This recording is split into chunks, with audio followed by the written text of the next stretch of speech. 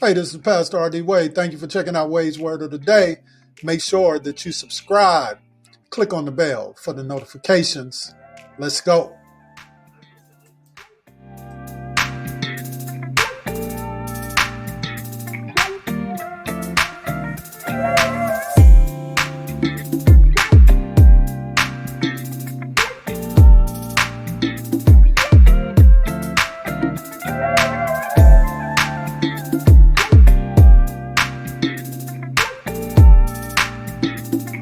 Is in the moment about what, okay, you tired. We all have moments when we get tired. Okay, you frustrated. We all have moments when we get frustrated. I know you're a little uncertain. We all at times have seasons of uncertainty. I know it's a challenge, but I want you to understand this. On the other side of your challenge,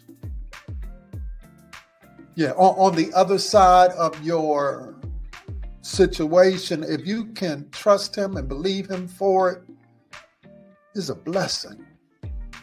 There's a blessing on the other side, but you just got to hang on in there with him. And that brings me comfort tonight, because I've had seasons in my life like you, all of us, where, man, at first it's like, man, how am I going to do this? How is this going to come to pass?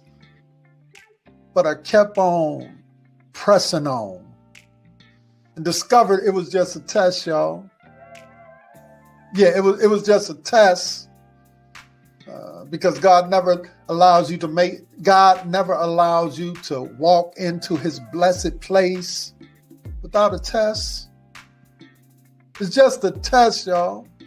So that brings comfort even tonight. And so when we came into the space on last week and we declared Nikki's healing, and then early on in the week when we added Jamal to that list, brings comfort to know that he is a God who fights our battle. He is a God, who promised never to leave us alone. Is there somebody in the room tonight who is picking up what I'm putting down? There is promise on the other side of your pain. We've all been through situations that have come to discourage us, but there is a promise on the other side of your pain, but you got to walk through by faith. I get a message every day, and at the end of that message, it says, Rodney, we need to keep on praying. And so when I show up in the space, I tell y'all, let's keep on praying. And that gives me comfort even in the midst of the storm. Because that's how he operates. Typically, when the storms of life come, we run to him because it's like he's not paying attention. Seems like that sometimes.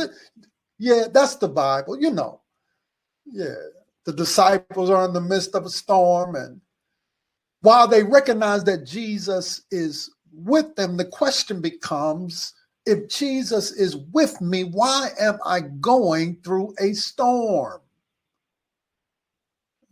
Every time we go through a storm, we begin to ask ourselves that question: if Jesus is with me, why am I going through these storms of life? And can I help somebody tonight? Just because Jesus is with you does not mean that you won't go through any storms. Matter of fact, it's almost a guarantee that if Jesus is walking with you and Jesus is talking with you, you're going to encounter some storms, because on the other side of your storms is your miracle, if you can trust them. The disciples have Jesus on board. He's on the same boat that they are on, but they encounter a storm that they have never seen before, which is crazy, because they are fishermen. They understand the water, they understand the sea, but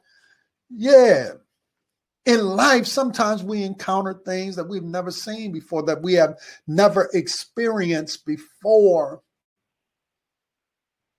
And the disciples run to Jesus like we do. Jesus, you're on the boat with us. We know you're on the boat with us. Why are we going through storms? Why do we have to face this if you are on board with us? And can I talk to somebody tonight that you are going through a wrestling season, a trying season, a testing season? It appears to be a troubling season.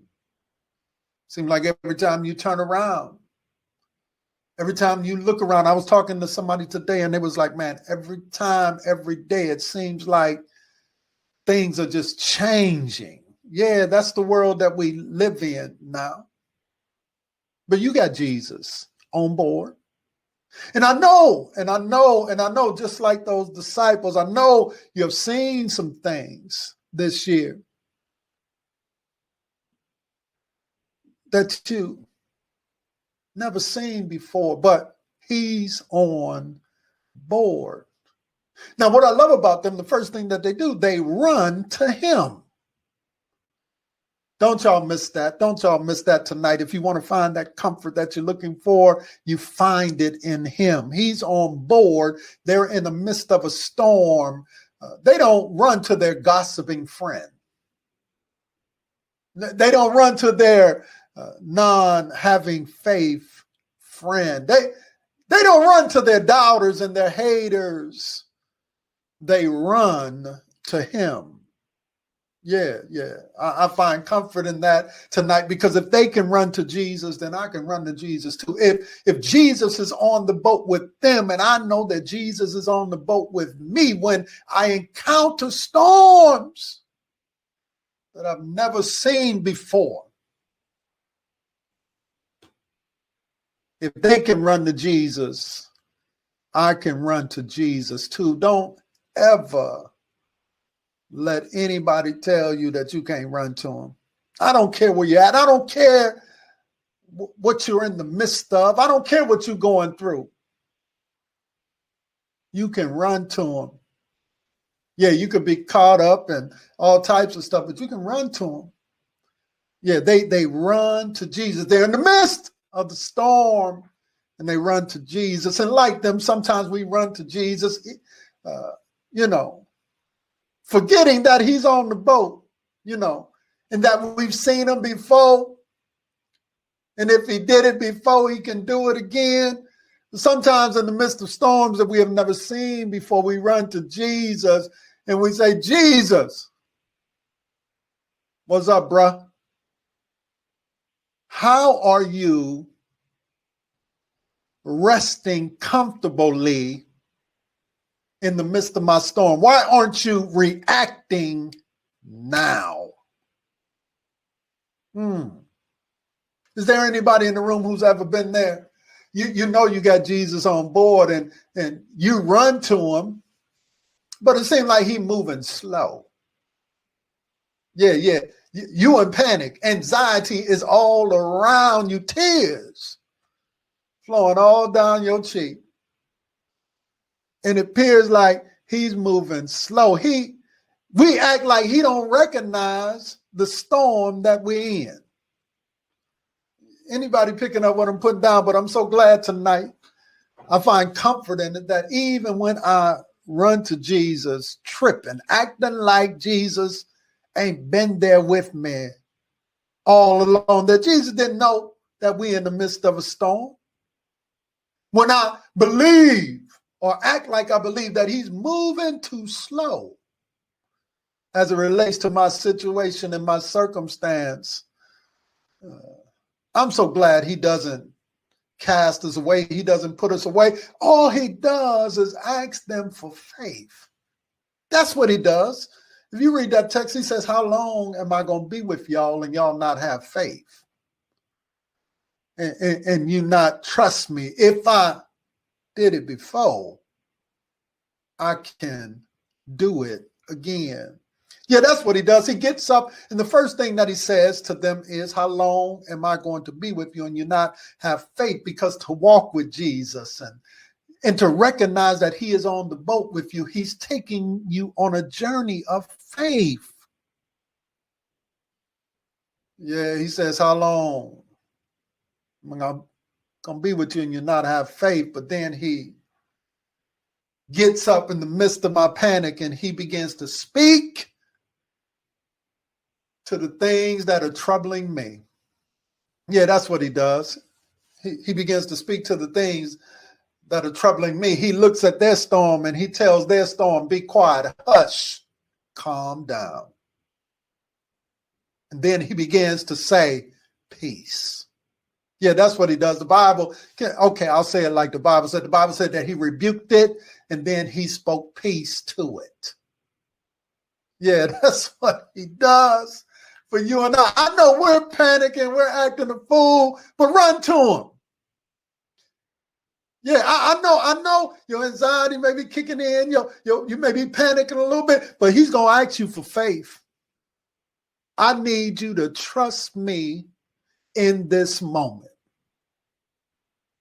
When you ain't got nothing else, hold on to your faith. This is what he said. How long am I going to be with you? I'm right here. I know. I see the storm. I know it's there. But he gets up and he rebukes it. In other words, he tells their storm, hush. Be quiet. Stop cutting up.